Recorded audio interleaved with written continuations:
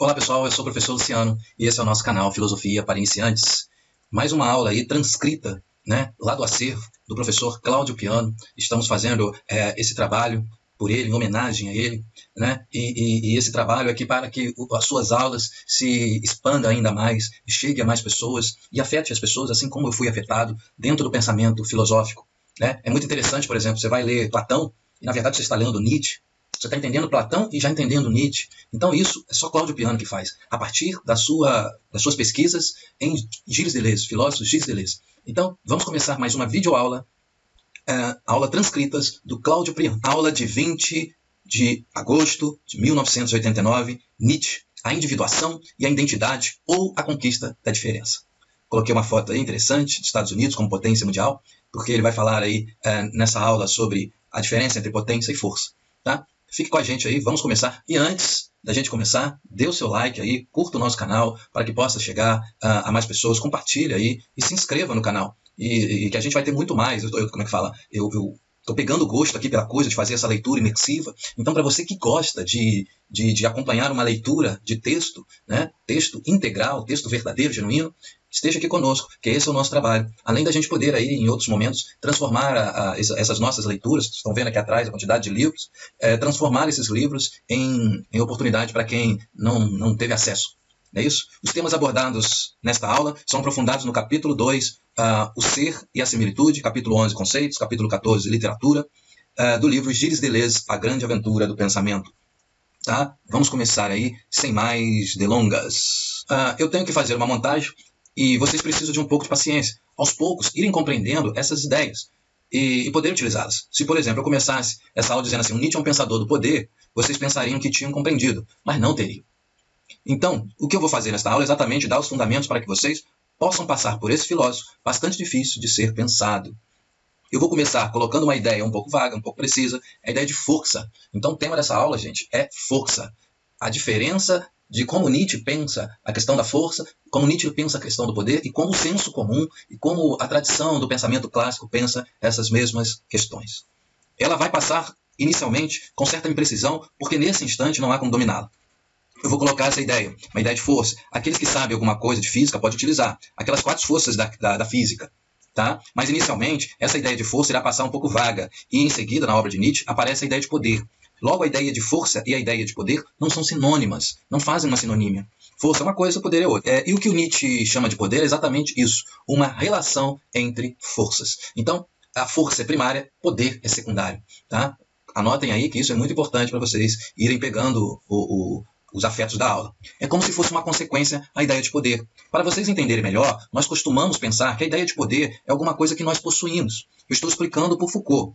Nós costumamos confundir a ideia de poder com a ideia de riqueza, porque riqueza é algo que se possui. Nós costumamos pensar que poder também seria algo que nós possuímos. E o Foucault está dizendo que poder não é isso, que poder é uma consequência das relações entre forças. Por isso que é difícil entender Foucault. Foucault está na linha nietzschiana, não está na linha clássica, histórica. O que torna a ideia de poder uma ideia relacional. De maneira nenhuma o poder é uma unidade. O poder é uma relação de forças. Se nós encontrarmos 2 forças que se encontraram, essas forças produzem como consequência o poder. Eu acho que ficou mais ou menos claro aí. A ideia de poder, a grande dificuldade que nós temos para entender essa ideia é que o modelo de ideia de poder que nós temos é o modelo marxista. E esse modelo é a pressuposição de que o poder é algo que se tem. E o que o Nietzsche está dizendo é que não é isso. Ele está dizendo que o poder é uma consequência das relações entre forças. Vocês entenderam até aqui? Se o poder é a consequência de relações entre forças, a ideia de poder só aparece a partir das relações de forças. Não se poderia pensar poder se não houvesse uma relação de forças. O que você achou, Márcia? Vocês acharam que a ideia ficou legal? Ele pergunta para os alunos. Ele vai continuar. Essa ideia é muito rigorosa, ou seja, não vai variar daí. Sempre que eu utilizar a ideia de poder, eu estarei chamando o poder de relação de forças. Sempre, sempre. Através disso, vocês passam a verificar que a clássica ideia que nós temos de que o poder é alguma coisa que o Estado possui, ou até melhor, alguma coisa que alguns possuem e muitos querem, está rompida. Poder não é isso. Poder é sempre a relação entre pelo menos 2 forças. Foi bem assim? Muito bem. A primeira hipótese que vocês têm que fazer, novamente, eu tenho que explicar para vocês, é que poder para Nietzsche não é uma substância, é uma relação. Então, onde houver uma relação de forças, sempre emerge o poder. O poder é secundário. O poder não é uma unidade, não é uma coisa em si mesma. Não há poder como unidade, só há poder como relação. Então Nietzsche está dizendo que as coisas só acontecem a partir do encontro de forças. Tá? Se você entender que um corpo, ele é um corpo em potência. A gente não está falando de corpo humano, a gente está falando de corpos, potências, forças. É isso que os estoicos estavam tentando dizer lá. Quando ele diz que tudo é corpo, os estoicos ainda não estão falando de corpo humano, porque o corpo humano, que a gente entende dos estoicos, são os incorporais. São esses que são os corpos humanos. Porque os corpos humanos, eles são uma forma e são incorporais por quê? Porque são uma forma. Nietzsche vai falar aqui de forma. Porque são forma, porque são efeito do encontro dos corpos. Quando dois corpos se encontram, os corpos humanos vão aparecer aí.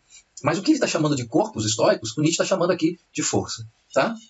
Ele vai dizer aqui, ó, o Nietzsche nunca vai pensar de outra maneira. Ele só pensa dessa maneira, exatamente isso daí. Tá?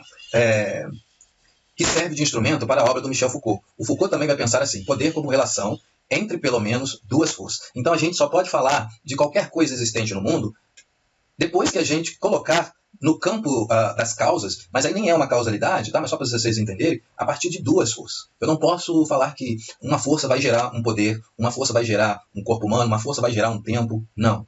Tudo só vai aparecer na relação entre duas ou mais. Uma só não existe unidade. É sempre na multiplicidade ali. Beleza? Agora o Nietzsche considera que o poder é o fundamento da natureza. A natureza, qualquer coisa que exista, se explica pelo poder. Se qualquer coisa se explica pelo poder, qualquer coisa pressupõe relações de forças. E as relações de forças são os movimentos originários da natureza. Seriam esses movimentos das forças que a natureza tem que produziriam o campo do poder. Então, para Nietzsche, por exemplo, o meu corpo, esse corpo que eu tenho, é constituído por relações de forças. Logo, o meu corpo é dotado de poder. Então, ele está colocando que a existência de todas as coisas na sociedade são poder. Por que são poder? Porque emerge de relações de forças. Então, na verdade, o poder não é algo que os poderosos, somente eles possuem. O poder está aqui, em qualquer lugar, porque tudo que nós estamos vendo é poder, a partir do momento que é originário de relações de força. Tá? Tudo que existe na natureza tem poder. Por exemplo, o Estado é um corpo, a igreja é um corpo, um átomo é um corpo, o discurso é um corpo. Então, tudo isso que está aí é constituído por relações de forças. E se é constituído por relações de força, todos os corpos que nós encontramos são dotados dessas características, dotados de poder.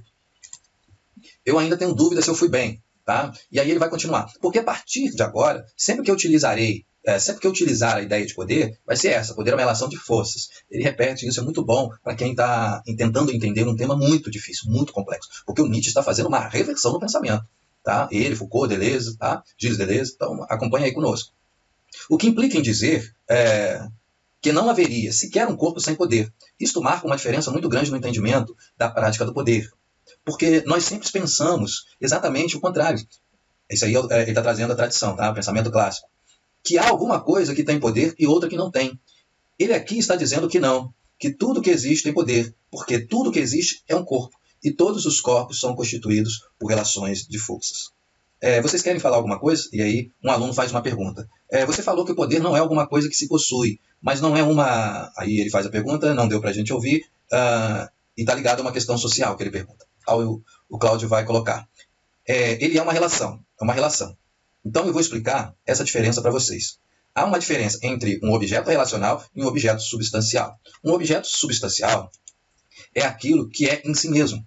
E o objeto relacional depende de dois relatas, de duas coisas que se relacionam. O poder para o Nietzsche, não é uma substância, é uma relação. Podemos pensar o poder como uma substância? O poder em si mesmo? Podemos, mas isso não é Nietzsche. Tá? Aí é o pensamento tradicional. Para se pensar o Nietzsche, você tem que relacionar essas duas, duas ou mais forças para se constituir um poder. Tá? Mas ele acrescenta essa ideia difícil que eu estou colocando para vocês, que todo corpo é produto de uma relação de forças. Logo, todo corpo possui poder. A dificuldade de se entender isso é que o modelo de ciência política que nós temos é um modelo que não pensa o poder assim. No modelo de política que nós temos, o poder é pensado como uma substância, é alguma coisa. Em Nietzsche, o poder não é alguma coisa, é sempre uma relação de força. Você concorda com isso, o aluno? E aí, como é que fica a questão do domínio, Cláudio? Depois eu explico a questão do domínio. O que vocês verificaram agora é que eu coloquei que todos os corpos que existem precisam e dependem das relações de força. Não existe sequer um corpo que não seja produto de uma relação de força. Vocês entenderam? Todo e qualquer corpo é uma relação de força. Então nós teríamos aqui nós teríamos aqui uma questão muito clara. O mundo é constituído de corpos, e esses corpos são produzidos pelas relações de forças. E eu ainda estou com critérios de dificuldade aqui para ver entendimento. Por exemplo, aqui está um corpo, ele pega alguma coisa lá para simular. Quem produziu esse corpo? Relações de força. Todo e qualquer corpo que emergir emerge das relações de forças. O que coloca no corpo, forças, o que coloca no corpo, o poder. O corpo tem poder, todo e qualquer corpo tem poder. Presta atenção, galera, é isso aí.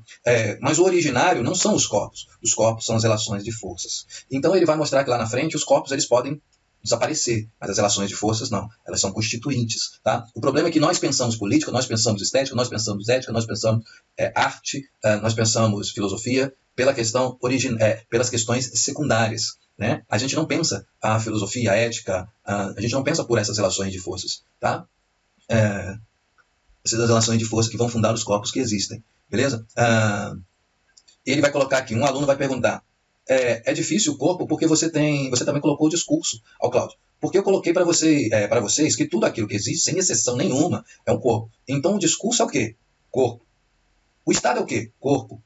Qualquer coisa que existir, um átomo, é um corpo. Qualquer coisa que existir é um corpo. Mas o corpo não é originário e secundário. Ele depende das relações de força. E essas forças, é isso que é o pensamento do Nietzsche, provavelmente são ainda enigmáticas para nós. Elementos de compreensão ainda difícil. Seriam o fundamento da aparição dos corpos na natureza.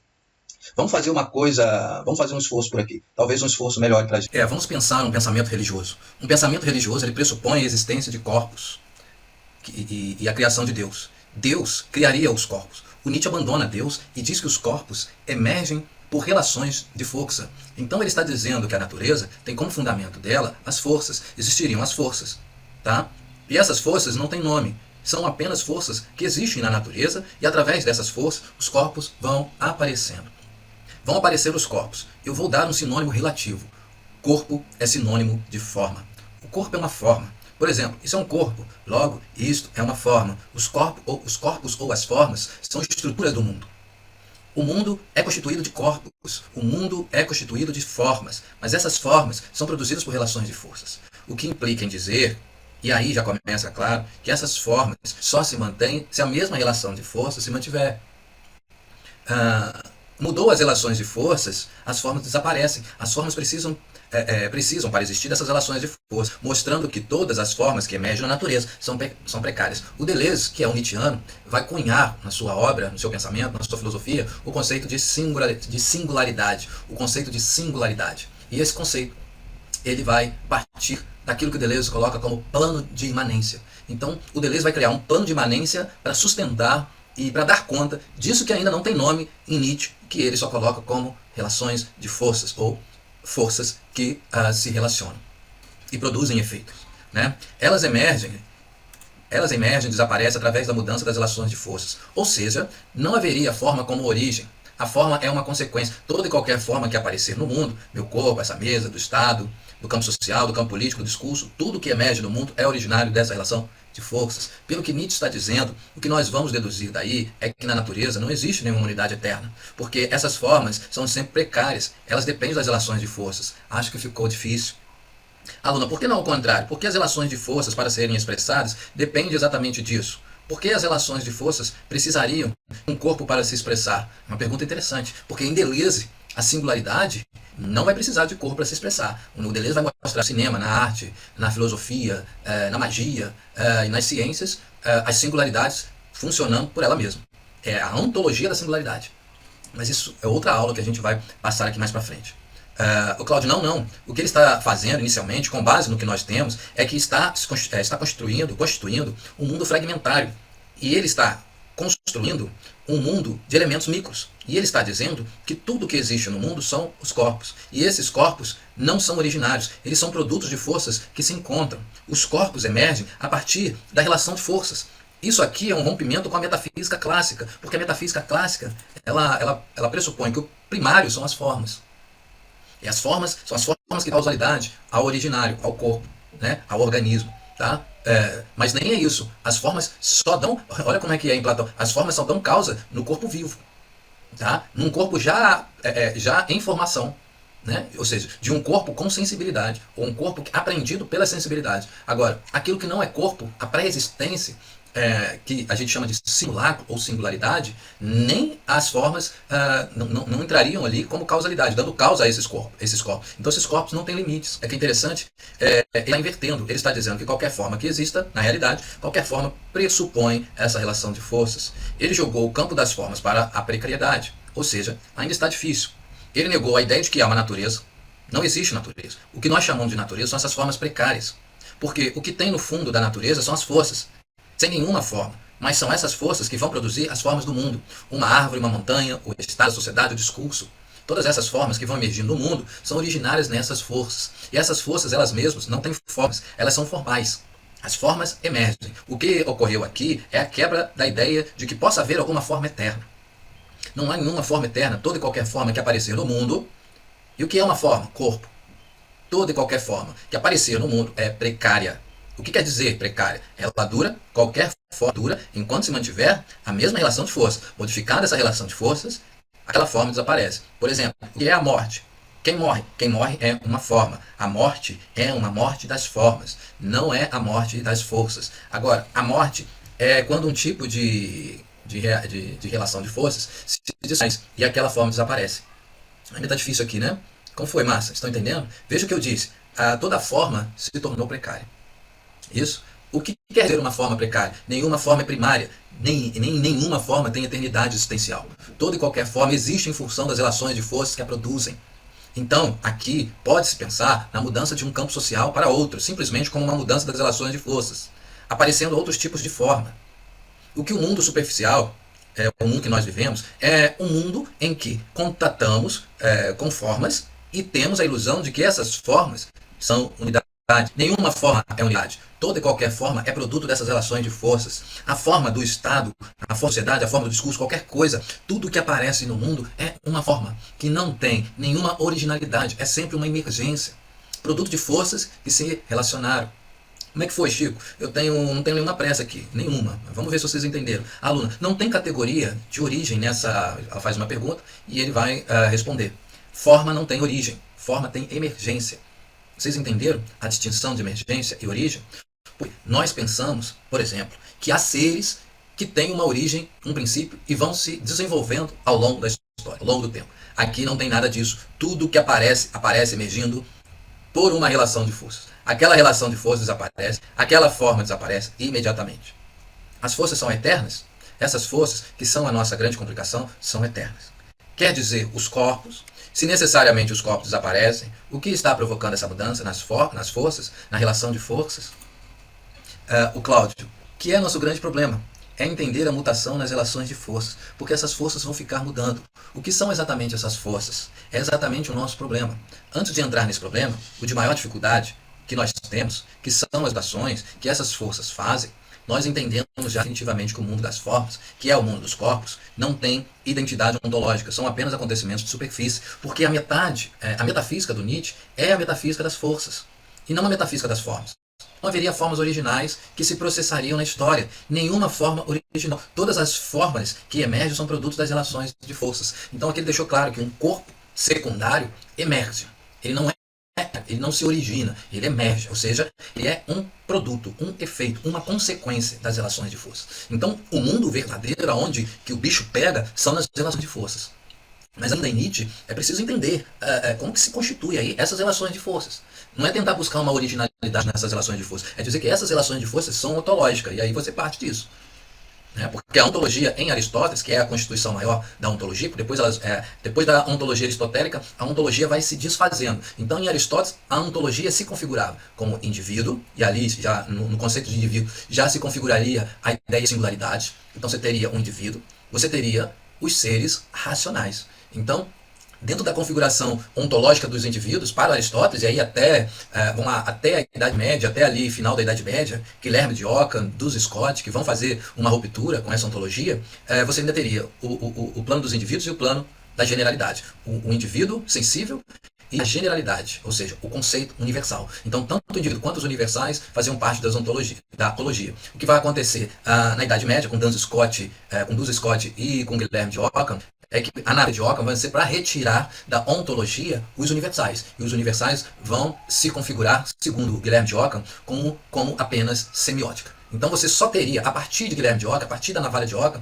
você só teria no campo ontológico os indivíduos, o corpo. Tá? E aí o Nietzsche está partindo dessa ideia. Se eu tenho só o corpo como ontologia, eu estou dizendo que esse corpo ainda precisa ser fragmentário, ser fragmentado. Então há uma fragmentação desse corpo. Essa fragmentação ali, ela é emergente de uma relação de força, mais de uma força. Tá? Então ele vai dizer aqui, ó, através disso, se pensarmos politicamente, se pensarmos no campo político e verificarmos com uma clareza muito grande que aparece objetivos de manutenção de determinadas formas, objetivo a se manter determinadas formas, como o Estado, por exemplo, que é uma forma e tem o objetivo de permanecer, para ele permanecer requer a manutenção de um tipo de relação de forças. O que se passa, então, é que você passa a compreender a natureza, não como se ela tivesse uma verdade, mas a natureza como jogos estratégicos. São jogos de estratégia. Por exemplo, um pensador como Maquiavel diz claramente na obra dele que quando você quer manter uma determinada forma, o que você tem que fazer são estratégias de forças, para que aquela forma perdure. Nada no universo perdura se as forças não mantiverem aquilo. Então, no mundo não haveria verdade formal. O que haveria no mundo seriam os jogos de força. Seria tudo um jogo de força. Mas as forças fazendo as formas aparecerem. Mas essas formas, todas elas, este copo, seja o que for, são formas precárias. A precariedade da forma é que uma forma só dura no tempo se a mesma relação de força durar. Modificada aquela relação de forças, aquela forma vai desaparecer. Qual é a primeira implicação política disso? A primeira implicação política, anotem aí, pessoal, é que essa forma que eu tenho, ou essa forma que ela tem, ou que outra pessoa tem, só se sustenta porque forças estão agindo por baixo. Estão agindo por baixo. Ou seja, para que eu tenha essa forma que eu tenho, é necessário que haja permanentemente um tipo de relação de forças. Você não pode ter nenhum ser, nenhuma forma que se mantenha no universo sem que a ação das forças se dê.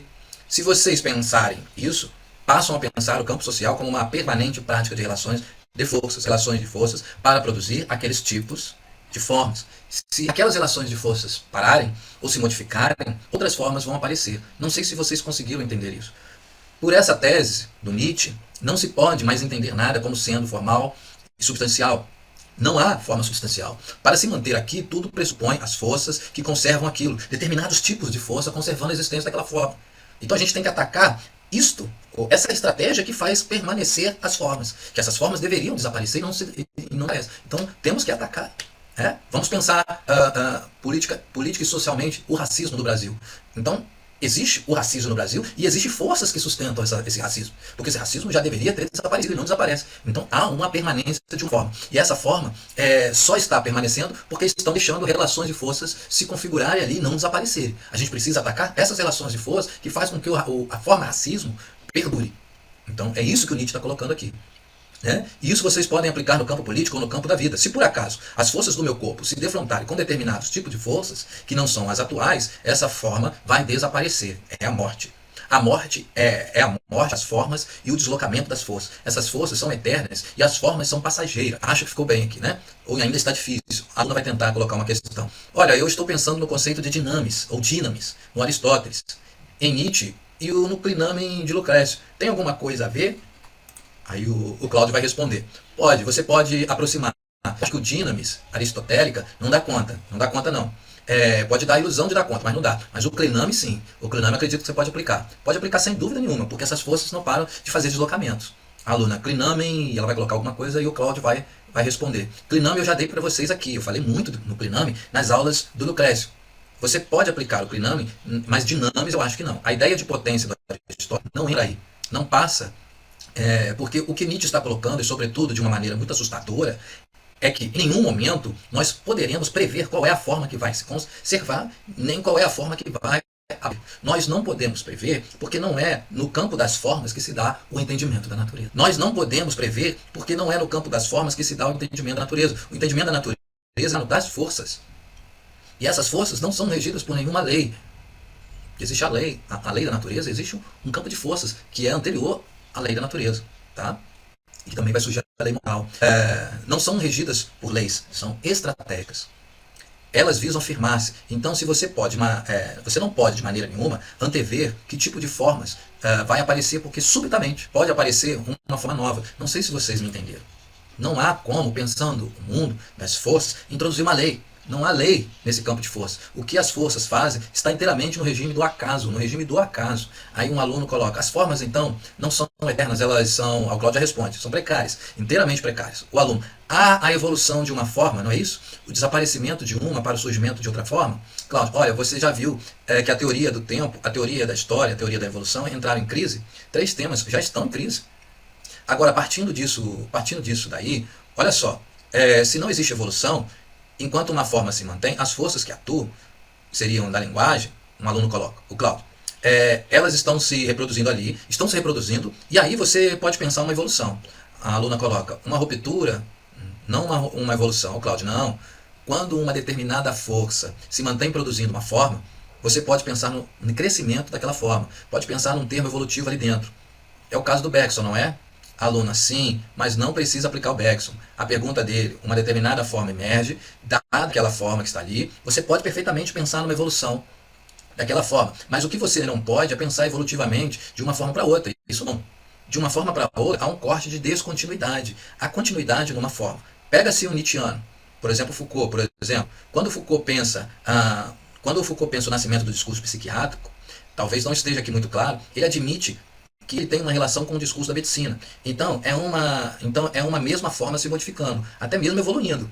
Mas para nascer, o discurso psiquiátrico pressupõe novas relações de força. Você aqui teria 2 linhas. Você teria as formas emergindo por causa de certas relações de forças, mas podemos admitir certa continuidade de uma forma. Uma forma tendo uma certa continuidade. Mas o que fundamenta mesmo esse pensamento é a teoria da descontinuidade. Não haveria, por exemplo, entre o discurso psiquiátrico e o velho discurso da medicina, nenhuma relação, a não ser nominal. Os mesmos nomes, mas seriam outras relações de forças. Não é um desenvolvimento? Pergunta uma aluna. Ao Cláudio, não é um desenvolvimento, ele emerge. Aquilo emerge ali, vai emergindo ali. Não há dúvida de que a gente pode encontrar uma pequena continuidade, mas não é por essa pequena continuidade que aquilo vai se aplicar, ou vai se explicar, porque aquilo vai se fundamentar nas novas relações de forças que apareceram. Então aparece aquele tipo de forma, por exemplo, do século XVII para cá, deu-se no Ocidente uma prática de proletarização. Começou-se a produzir proletários, subjetividades proletárias. São determinados tipos de forças que produziram esse tipo de subjetividade. Não se pode, o que seria até risível, pensar na evolução do proletário. Seria até cômico, né? Os proletários vão evoluir. Não, isso daí é um determinado tipo de força que produz. Então, o que estou dizendo, e vou até aplicar uma coisa um pouco confusa, é que nós pensarmos o tempo ou a história como descontínua. A gente tem que pensar dessa forma. Um determinado campo social ele emerge por causa de determinadas relações de forças. Outro campo social vai emergir por causa de outras relações de força, cada um produzindo suas formas. Talvez não haja nenhum parentesco entre mim e o medieval, porque nós somos 2 formas completamente diferentes. E essas formas têm a sua determinação social, tá? No campo social, no espaço social, numa época social, numa época histórica, onde a sociedade funciona daquela maneira, com aquelas forças. Mas aqui eu estou falando do Nietzsche, não é? Você tem que saber que todos os filósofos têm a sua originalidade. Se o Nietzsche não tivesse originalidade, ele recobriria integralmente o Bergson. Não precisaria falar do Nietzsche.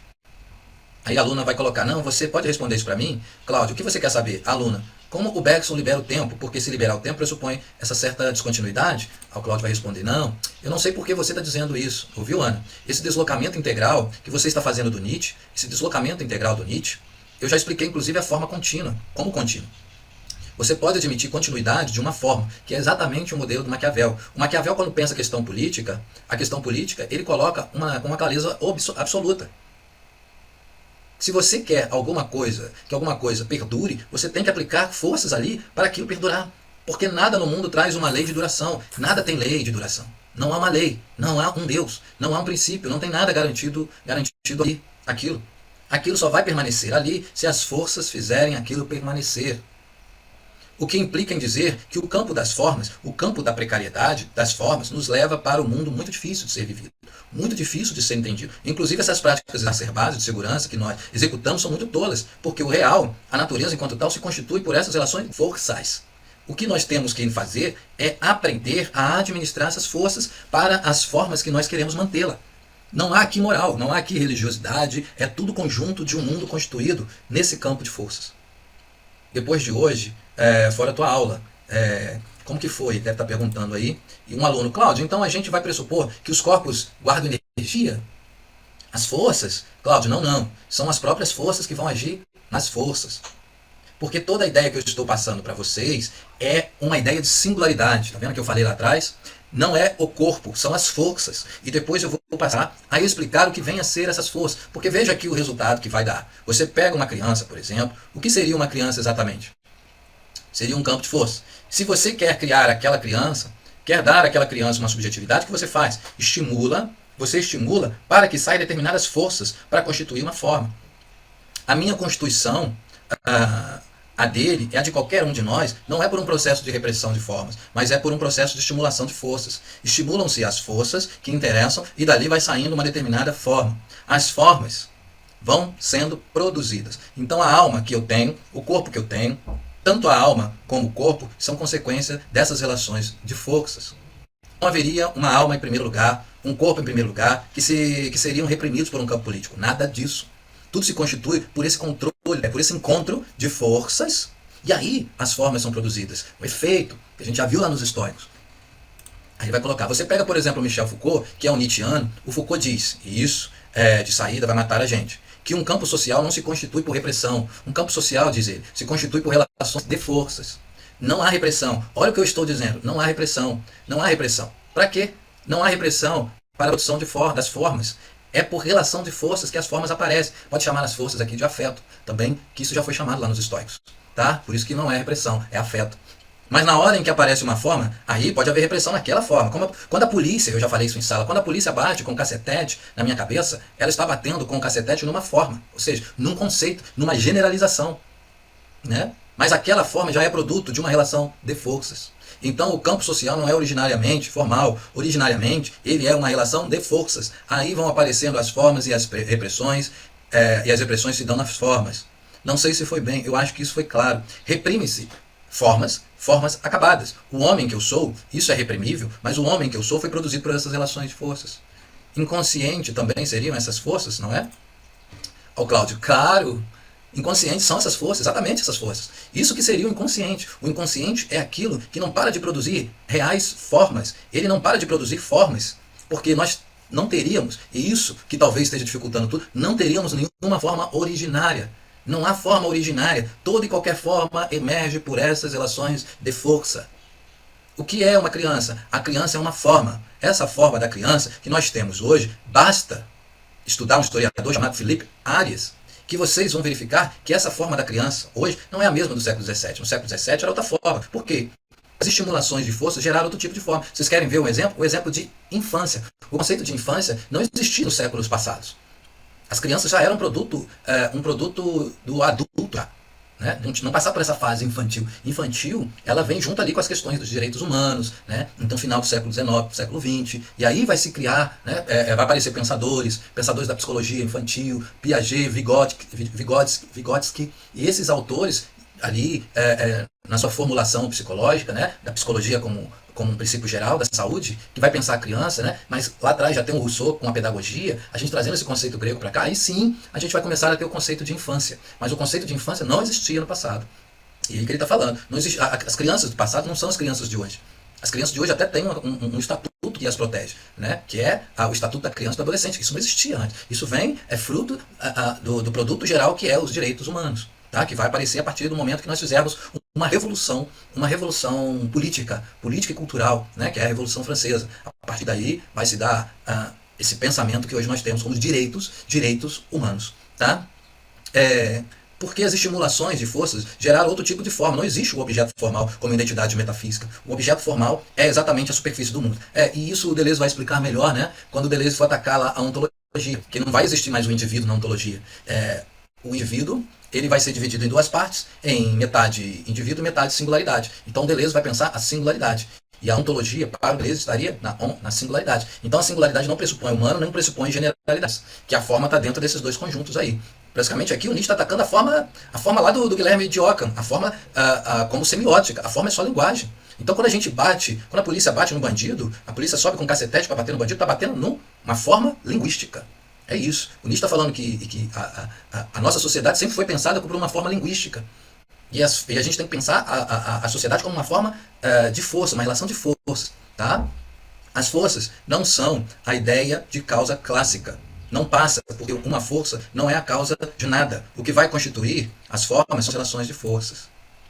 Enquanto vocês não entenderem a integralidade que eu integral, enquanto vocês não entenderem integralmente, eu não posso sair disso aqui. Porque esse entendimento é que vai gerar teorias como a teoria do dentro, a teoria do fora, a teoria da dobra, utilizadas por nietzschianos e modernos. Coisas lindíssimas que vão nascer aqui e que nós só vamos poder entender se nós tivermos uma compreensão completa dessa ideia de força. A aluna vai fazer uma pergunta. A relação de força seria uma trama? Ele vai falar, se você gosta desse nome, pode usar. É isso que ele vai colocar aqui. Cláudio vai responder mais uma pergunta, que um aluno vai colocar, forças, formas diferenciadas, e o Cláudio vai sintetizar. Físicas naturais. São a natureza. Porque vocês vão ver, e aqui já começou a ficar claro, que nenhum humano é forma. Fica claro que humano é forma. Humano é forma. Não é força, é uma forma. É exatamente o grande terror para nós, porque Nietzsche não está dizendo que o humano é uma natureza. É apenas uma consequência das relações de forças. Não existe a natureza do homem, não existe a natureza de não sei o que. Nada disso existe. Ele está rompendo agora, eu vou passar a trabalhar nessa questão. Eu não ia trabalhar, mas vou melhorar para vocês entenderem. Ele está rompendo com a ideia de que qualquer coisa que possa ter uma essência. Nada tem essência. A essência de qualquer coisa é um fragmento. Um conjunto de fragmentos de forças que se relacionam. Eu vou dar um exemplo estético do Paul Veyne para vocês. O universo inteiro é como um caleidoscópio, pedaços de vidro colorido, como você roda, que você roda e forma flores. As flores são as formas, os cacos de vidro são as forças. É um mundo elementarista, um mundo em que você rompe com a ideia de formas originais. Se vocês pegarem uma caneta que não seja Bic, é uma outra caneta que ela é mais geométrica, né, e menos cilíndricas. Se você pegar essa caneta, tirar a carga dela, coloca um papelzinho ali de vermelho, pintadinho de vermelho, fazia isso na adolescência, aí você olha lá para o cano, né, da caneta e vai girando assim, segurando a outra ponta, né, você fica olhando numa ponta e vai girando, aí você vai ver lá no fundo o caleidoscópio. Então o que o Nietzsche está colocando é que as forças são o papelzinho e a caneta. E o caleidoscópio, que é aquela imagem bonita que vai aparecer lá dentro da caneta, né, sem a carga, aquilo ali é que é a forma. Então você produz formas. É isso que o Nietzsche está falando, que é uma produção orgânica, não uma produção linguística. Essa que é a questão. Né? Qual a natureza humana? Nenhuma. Não há natureza humana. A natureza humana é uma forma gerada por determinadas relações de forças. As relações de forças geram aquela forma. Basta haver modificação dessas relações de forças que aquela forma desaparece imediatamente. Nada sustenta, nada. Ela é precária por origem, porque qualquer forma é precária. Qualquer forma é precária. A ameaça das forças é permanente e essas forças não podem ser entendidas como leis ou princípios. Elas são o reino do acaso. Eu vou dar mais ou menos por aqui, eu vou fazer uma modificação, não sei se foi muito bem. Se vocês aceitassem e trabalhassem comigo a ideia de forma, é o melhor caminho que nós temos. A ideia de forma, porque tira de nós alguma coisa ali. Aí agora a gente entra no lado B. Todo o nosso entendimento do campo do poder passa por essa prática das relações de força. Eu vou dar por entendido aqui. Fechou. Foi mais ou menos entendido e assim vou dar alguns exemplos para fortalecer o entendimento. Isso é Cláudio Piano. Isso é uma aula didática, transcrita, que chegou até nós. Uma riqueza imensa trabalhar com Cláudio Piano. Vamos pegar um Nietzscheano do século XX, Foucault. Eu não fazia esse trabalho, mas resolvi fazer, porque a ideia de forma deu problema. O que se passa de original na obra do Foucault, Michel Foucault, é que ele fala que a partir de determinado momento da história, até a atualidade, nasceram sociedades disciplinares. Apareceram certos tipos de sociedade constituída pela disciplina.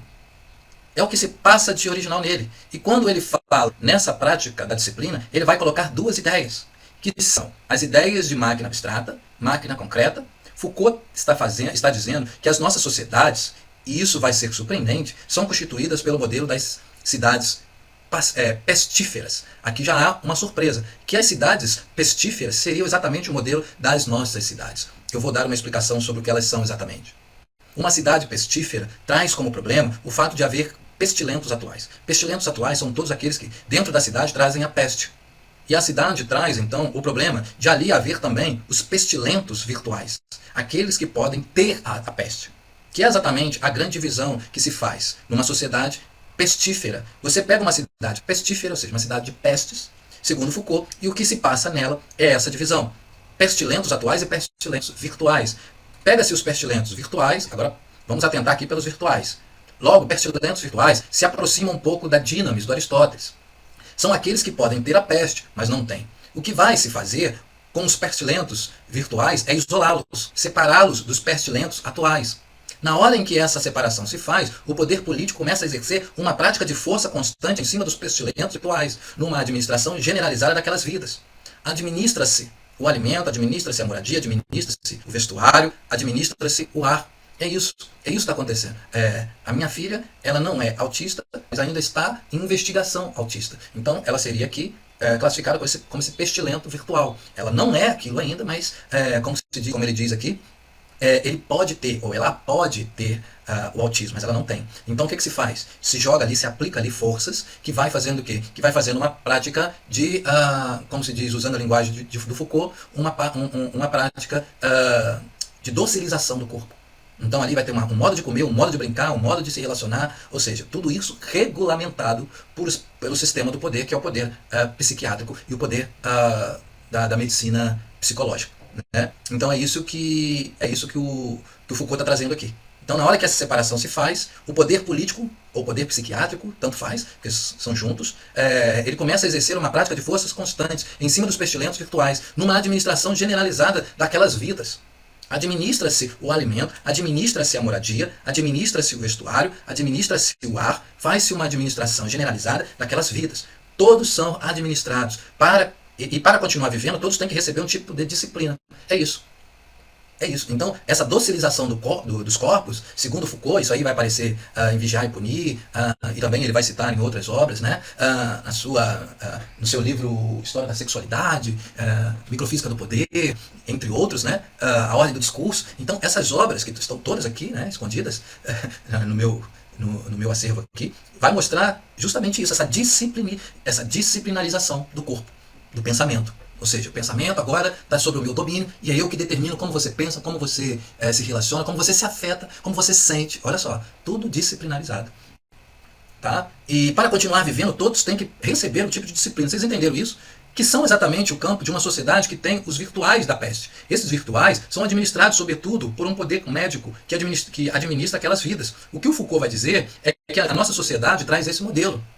E ela traz esse modelo, então para a nossa sociedade, todos nós somos pensados como seres virtuais e não como seres atuais. E como seres virtuais, as forças vão fazer uma prática de disciplinarização em cima de nós. São vocês, alunos. Vocês, alunos, o conceito da palavra aluno é aluno, ou seja, sem, é um prefixo grego que significa sem ou nenhum, e luno, que significa luz, e esse conceito de luz vem lá do iluminismo, que significa, traduzindo do latim para o português, vulgar, conhecimento. Então o aluno, ele é virtual porque não tem ainda conhecimento, ele vai vir a ter. Enquanto ele for vir a ter, ele será disciplinarizado.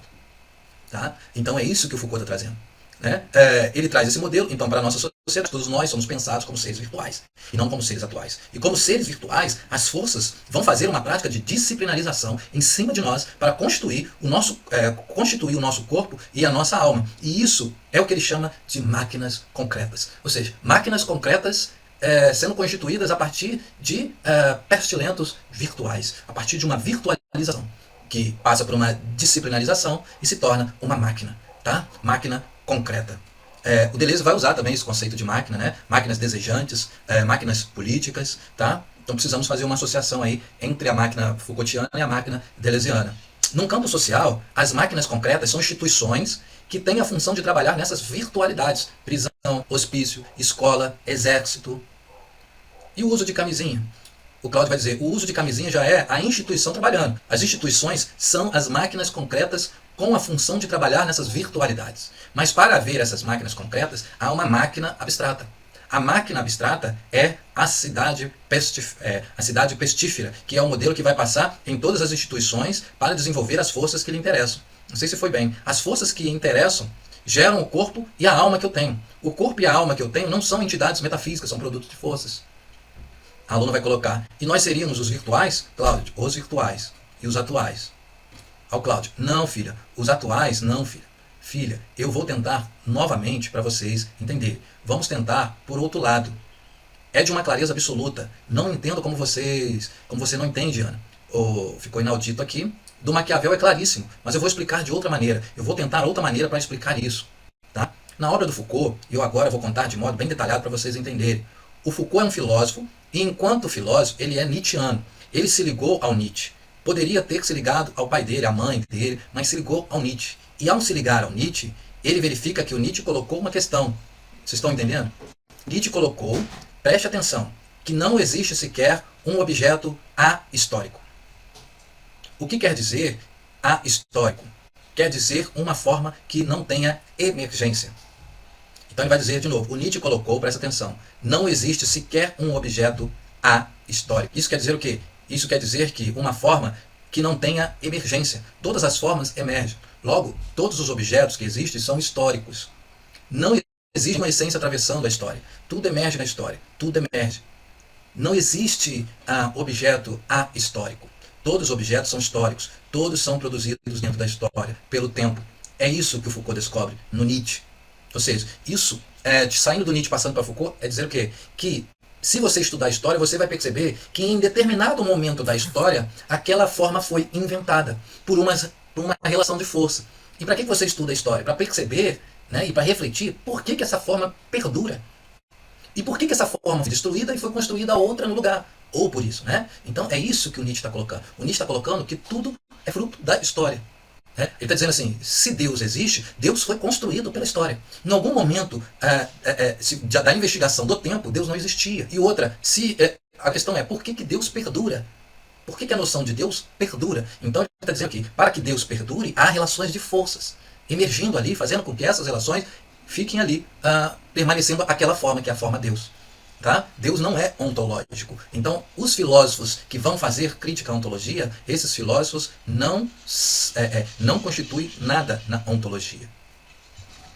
Todos os objetos, para o Nietzsche, eles são históricos. Todos são produzidos dentro da história, pelo tempo. É isso que Foucault descobre em Nietzsche. Quando Foucault descobre isso no Nietzsche, o que ele vai fazer? Ele vai fazer um estudo para verificar quais forças que produzem esses objetos. Que tipo de força produz esses objetos? O que essas forças fazem? O que elas querem? A que visam elas? Que tipo de objeto produzem? Então Foucault entra na história, ou, simplificando muito, duas práticas muito nítidas a que ele vai se dedicar a trabalhar. Uma, o Foucault chama de inquérito, a outra ele chama de exame. Seriam duas práticas que apareceram ao longo da história. Não formas, mas máquinas de produzir formas. Máquinas de produção de formas. Está bem assim? O que eu disse? Aí alguém faz a pergunta e o Cláudio coloca. Elas são formas, porque se efetuam em instituições, mas são forças. São as forças produzindo formas para produzir outras. Então ele encontrou o inquérito e o exame. Eu vou deixar um pouquinho de lado o inquérito. Se vocês quiserem, é muito bonito, eu explico o inquérito para vocês. O que seria o exame? O que seria exatamente o exame? É muito bonito e um pouco difícil até para um historiador clássico aceitar. O Foucault começa por dizer que a história, lendo-se determinados textos ou fazendo-se uma prática de iconografia,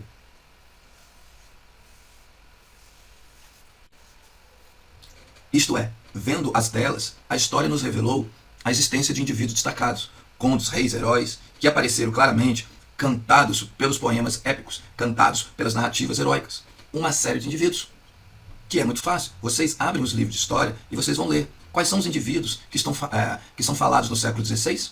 O rei, o herói, o príncipe, o bispo. Uma mulher, por causa de determinada prática, são os indivíduos que aparecem na história.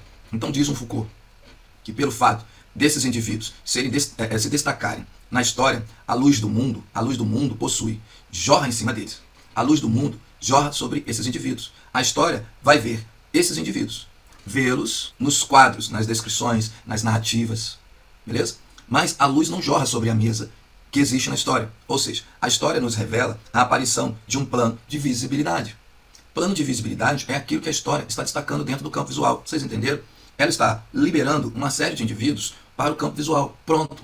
Subitamente, o Foucault, muito louco, encontra uma medalha comemorativa, salvo equívoco, de um rei qualquer. E quando examina essa medalha, ele tem a maior surpresa, porque na medalha aparecem o rei e seu séquito, que são os indivíduos vistos dentro do campo da visibilidade. Mas na moeda vai aparecer também uma série de soldados. O que aconteceu? É que a visibilidade está se deslocando, está havendo deslocamento da visibilidade, que está tirando a massa do limiar da escuridão e lançando essa massa no campo da visibilidade. Na hora que essa massa começa a entrar na visibilidade, ela começa a se individuar. Os indivíduos vão começar a aparecer na história, abandonando o campo da epopeia, eles vão passar para histórias, as histórias mais miseráveis, histórias de registros. Conseguiram entender? O que está sendo feito é um deslocamento da visibilidade. Nós abandonamos as epopeias para conhecer os indivíduos. Basta ir num cartório. Por quê? Porque as forças de poder liberaram para esse campo da individualidade a massa anteriormente perdida numa escuridão. E individuou essa massa. Ou seja, o campo do poder. É isso que o Foucault está chamando de exame. Produz, digamos, a partir do século XIX, os indivíduos. Produz a individuação. Ou seja, cada um de nós hoje se julga com todo o direito de dizer-se: eu sou um indivíduo. Mas esse indivíduo que nós somos não pertence à nossa natureza. Foi o campo das forças que produziu. Foi claro o que eu disse? Não? Entenderam? É uma beleza excepcional. Então o exame é uma máquina de poder que tem a função de produzir a individuação. O que vai acontecer? O que vai acontecer é que quando esses indivíduos caírem no campo da visibilidade, vão imediatamente passar para o campo do saber. Vão nascer, estou sendo muito rápido, as ciências de radical PSI. São as ciências do indivíduo. Então, se essas ciências do indivíduo nascessem no século XV, provavelmente os cientistas do indivíduo morreriam de fome, porque só haviam 4 ou 5 indivíduos. Agora é uma quantidade infinita. Acho que está bem, não está? Então vamos tomar um cafezinho e descansar um pouquinho. Voltando do intervalo, um militar no século XIX se hospedou numa casa na cidade onde ficava o seu quartel. Uma casa de família, que se tornou pensão para eles. E nessa casa havia o casal, pai, mãe, uma filha. Quando esse jovem militar conheceu a filha, ficou muito surpreendido, porque ela era muito bonita. E o que surpreende todo mundo, e ela não dava maior importância para ele, e como era natural, ele procurou se exibir para ela, mostrar-se para ela. Mas ela não dava a menor importância, ele não existia para ela. Mas um dia, eles estavam jantando juntos, e de repente, ele sentiu o pé embaixo da mesa. Pé no pé dele, foi olhar ela, era o pé dela, descalço, alisando a perna dele. Ele ficou, não é? Naquele estado que qualquer um pode ficar. Então, para partir daquilo, em todo jantar, ele se aproximava um pouco mais dela. E ela ia lá embaixo, com as mãos, com os pés, fazendo a mesma coisa com ele. Por outro lado, sempre que ele tentava se aproximar para falar com ela, ela não dava o menor papo para ele. E ele começou a viver aquelas angústias do apaixonado. Ia para o quarto de noite, sofria muito, nada acontecia. Até que um dia, de repente, ela parou de fazer os ataques sobre a mesa, embaixo da mesa. E aí é que ele pirou mesmo, aí acabou tudo. Mas um dia, ele estava deitado no quarto, de repente entra no quarto da garota. Ela entra no quarto e senta em cima dele e começa aquela beleza, que é a prática do amor.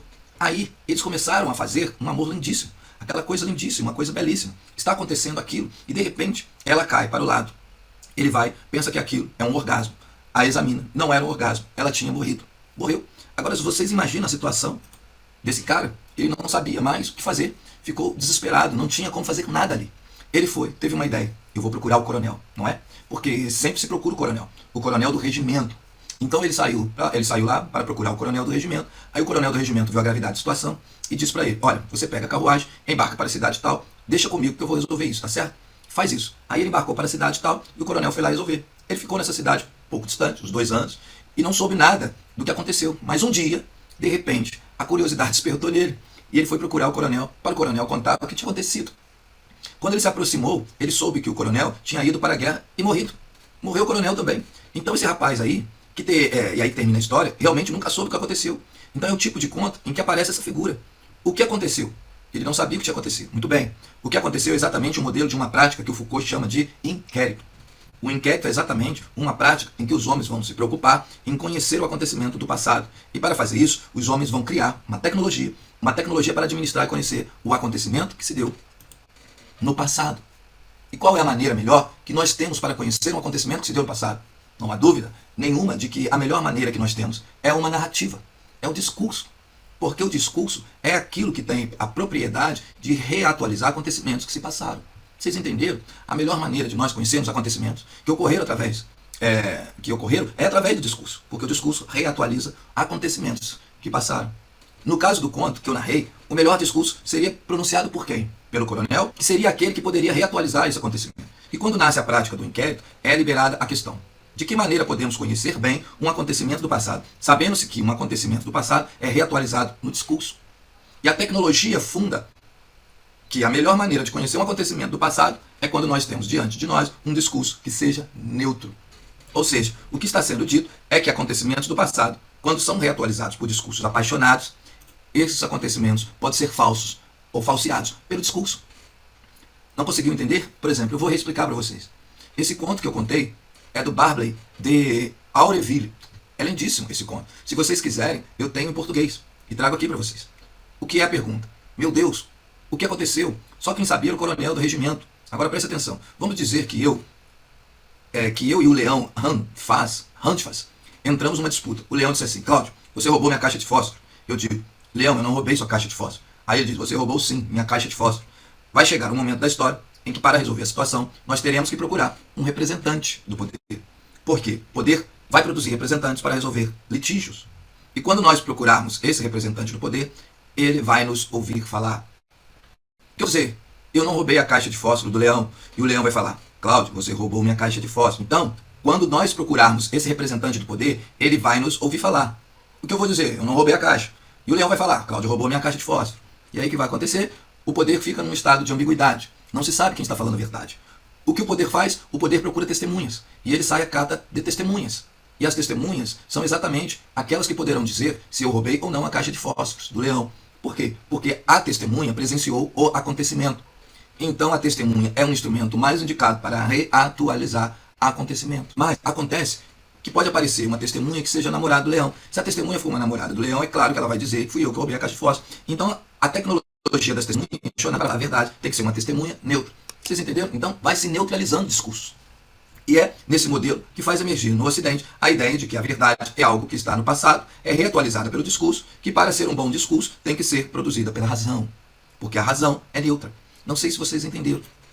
Esse modelo é um modelo do inquérito, que o Foucault diz ser uma prática que emerge numa época da história que gera a verdade como reatualização do acontecimento, com desqualificação da paixão e emergência da razão.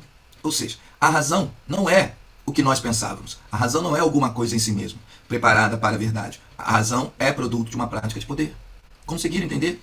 O que vai acontecer na história, segundo Foucault, é que nós vamos sair da pergunta o que aconteceu para a pergunta o que pode acontecer. Na hora que nós entramos nessa pergunta o que pode acontecer, tudo que existe se torna uma virtualidade.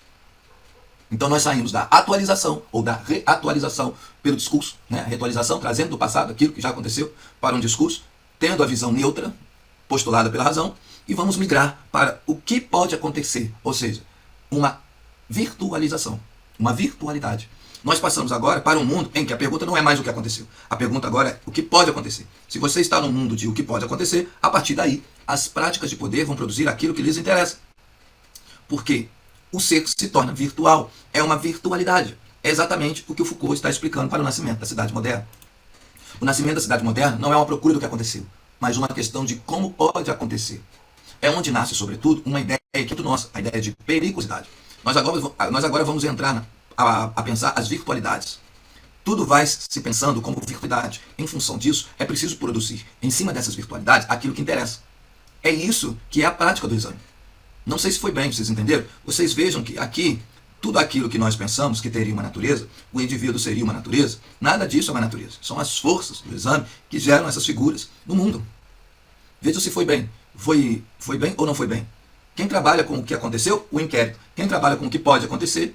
O exame. Então, o inquérito é neutro e racional. O exame é virtual, né? Voltado para o futuro. O exame é exatamente uma prática que se dá no nosso mundo para produzir individuação e a identidade. Então, nós vamos ser produzidos por indivíduos e vamos lutar toda a nossa vida para garantir o indivíduo que nós somos e a individualidade que nós temos. Falem aí se eu consegui passar para vocês. O conto do Barber de Aureville é nítido para vocês e tem uma prática da verdade. A prática da verdade se sustenta na razão, porque a razão é aquilo em nós que é neutro e é capaz de atualizar os acontecimentos com a verdade. Enquanto que as paixões retomam os acontecimentos falsamente. É por isso que, na história da verdade, a razão vai ser privilegiada. É aí a emergência do racionalismo. O racionalismo não é um milagre humano, é uma prática de poder. Uma prática de poder em que a verdade é algo que tem que ser reatualizado. Por quê? Porque para essa prática a verdade está perdida no passado. Ela está perdida no passado. Vocês me entenderam bem? Porque eu acho que essa foi a melhor maneira que eu já usei para explicar essa questão na minha vida. Vou ver outra vez para vocês. Eu vou contar outra história. Olha essa história aqui. O Sir Lancelot, ele era um homem belíssimo. Não sei se vocês sabem, pelo menos nos filmes. Ele era lindíssimo. Ele era apaixonado pela rainha, mulher do rei Arthur. Todo mundo sabe disso. E eles costumavam ter encontro nos bosques. Mas quando eles começaram, como eles começaram aqueles encontros, a boca pequena, os cavaleiros da Távola Redonda começaram a cochichar. Olha, o Lancelot está namorando a rainha. Começaram a falar isso. E alguns cavaleiros da Távola Redonda, mais ousados, chegaram para o Lancelot e diziam: Lancelot, você está acabando com a Távola Redonda, porque você está difamando a rainha. tendo encontros amorosos com ela e traindo o rei Arthur. Quando o cavaleiro em questão dizia isso para ele, né? Então, olha só, começaram a falar isso, e alguns cavaleiros da Távola Redonda, mais ousados, chegaram para o Lancelot e diziam: Lancelot, você está acabando com a Távola Redonda, porque você está difamando a rainha, tendo encontros amorosos com ela e traindo o rei Arthur. Quando o cavaleiro em questão dizia isso para ele, o Lancelot respondia: você está difamando, desafiado para um duelo. E eles iam duelar. E quem vencia? O Lancelot vencia. No momento em que ele vencia, a verdade era o que ele dizia. Porque naquele momento da história, a verdade era produto do triunfo. Não havia outra prática da verdade. Era verdadeiro tudo aquilo que viesse por triunfo. Mas o Lancelot continuou a ter encontros amorosos com a mulher do rei Arthur. Até que um dia, o filho do rei Arthur, não sei se vocês sabem quem ele é o filho da Morgana, que era irmã do rei Arthur. O filho do rei Arthur pegou o Lancelot em flagrante com a rainha. Aí ele se vira para o Lancelot e diz: você está traindo meu pai. O Lancelot vai e diz: você está convidado para um duelo. De novo, duelo. O filho do rei Arthur responde: duelo não, eu vou testemunhar contra você. O que aconteceu aqui é que a verdade estava se deslocando, estava nascendo um inquérito. O inquérito não é mais a verdade como produção, mas a verdade como representação. A verdade torna-se um discurso que reatualiza o acontecimento. Enquanto que, na primeira fase, a verdade era uma prática produtiva. Estou explicando isso para mostrar para vocês que todas as formas que emergem no mundo emergem por relações de força. Beleza? É preciso perder a ilusão de que há uma forma em si mesma. Não há.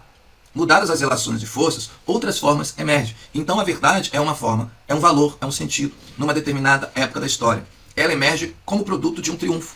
E no outro momento da história, a verdade é apenas uma representação do discurso adequado do acontecimento. Através disso, eu acredito que essa aula ganha uma linha boa. Vocês passaram pelo menos a entender, mais ou menos, que nenhuma forma emerge na história se não tiver atrás dela relações de forças. É só por hoje. Eu não aguento mais. Foi bem? Então a gente encerra por aqui. Então, leia alguns textos de Michel Foucault e do próprio Nietzsche que vocês vão entender. Fui feliz? Tudo bem. Então, pessoal, chegamos ao final de mais uma aula. Espero que você tenha curtido essa aventura de pensamento. Se você curtiu, acesse aí o sininho, acione o sininho, dê o seu joinha, compartilhe e manda isso para outras pessoas, tá? Porque isso pode tocar uma pessoa e fazer com que ela tenha vontade de estudar mais, de entender mais sobre a vida, justamente por esses temas filosóficos aí, beleza? Isso pode produzir em uma pessoa aqui ou ali essa individuação, né? Pode emergir essas potências nessas pessoas. Um abraço, fique com nossas aulas aí e até a próxima.